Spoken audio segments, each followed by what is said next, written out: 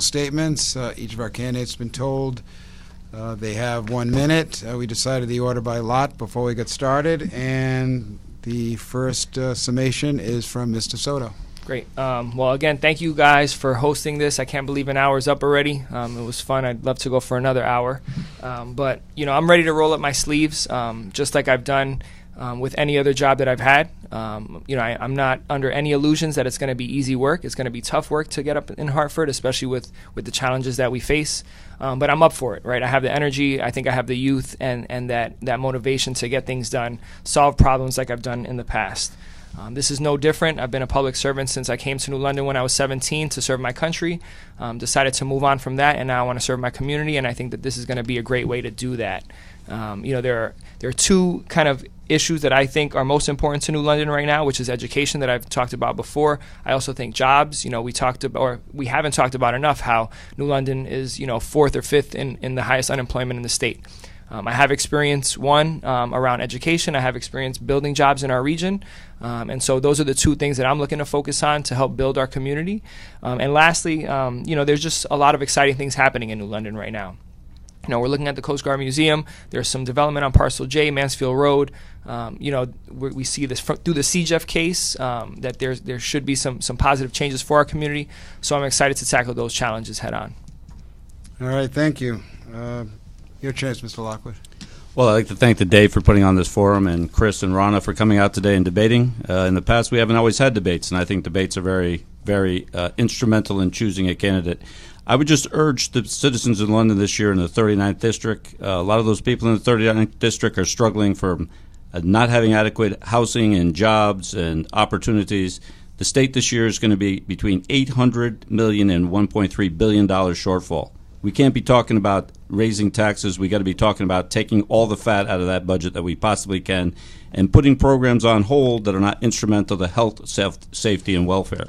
I have a vast experience in managerial experience. I've been on my own since I was 13. I've worked since I was 13. I've run car dealerships with people. I've been in real estate. I have my law degree. I'm big on education. But the education system here is not up to what it is to be in the future. We've got to do a better job. Our students are still not breaking the average where we're going to draw business to New London. So we have to go to Hartford and do a much better deal on working for the citizens of New London and doing a better job here. We have to get foot traffic into downtown. We have to make the Coast Guard Academy a success. And we really have to look out and mind that we are public servants for the service of the people. And that's the foremost thing. Thank you. Thank you. And last word, Ms. Stuller. Okay, I want to echo thanks to the day for putting this on. I love this kind of stuff. With all of the publicity, or so much of the publicity this year going to the presidential campaign, I do want to remind people that the down ticket is really important. What happens in the state legislature, like as in city councils, affects our day-to-day life really more than who is in the Oval Office. So please, everyone, come out and vote, get educated, and don't just think about the presidential election or the congressional election. The State House is important.